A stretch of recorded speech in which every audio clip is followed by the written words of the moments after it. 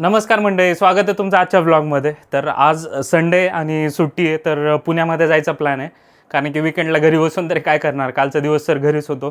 कालचं सगळी साफसफाई वगैरे झाली. आता आज जातो आहे पुण्यामध्ये, आपण जेवण करूयात आणि निघूयात. रविवारची सुट्टी आणि जेवायला आमरस आणि चपाती, यापेक्षा अजून दुसरा आनंद काय असू शकतो.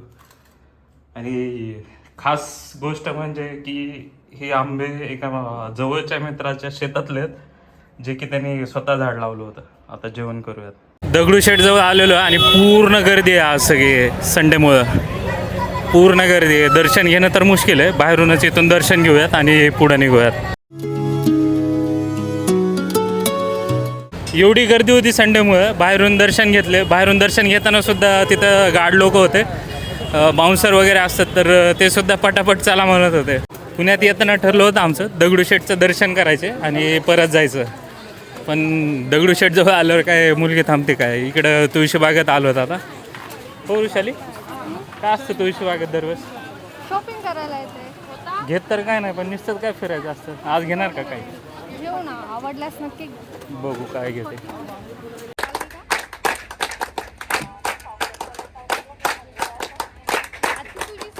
क्यों रहती पर क्या होता है?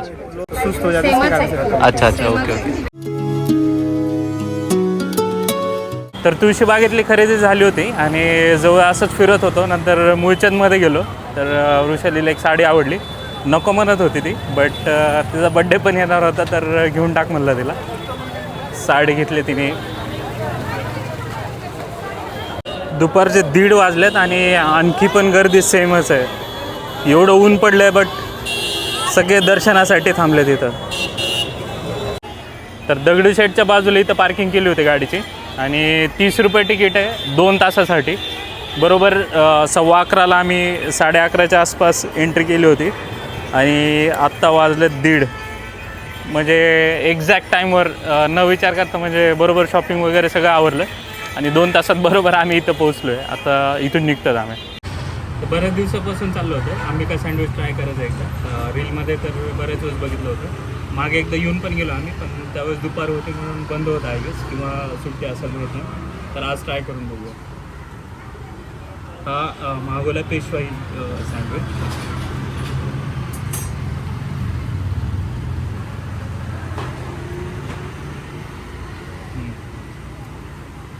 भारी.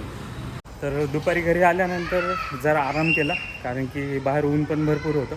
नंतर एडिटिंगचं एक ॲप डाउनलोड केलं नवीन, कारण की जुन्या ह्याच्यात VNमध्ये थोडा इश्यू येत होता. तर त्याचे थोडे ट्युटोरियल बघितले आणि दिवस तर असाच गेला. आजचं दगडूशेठचं दर्शन झालं आणि वृषालीची शॉपिंग बाकी होती, ती पण झाली. तर आजचा दिवस इथं संपूया. ब्लॉग इथपर्यंत बघितल्याबद्दल धन्यवाद. उद्या परत भेटू एका नवीन ब्लॉगमध्ये. तोपर्यंत जय शिवराय.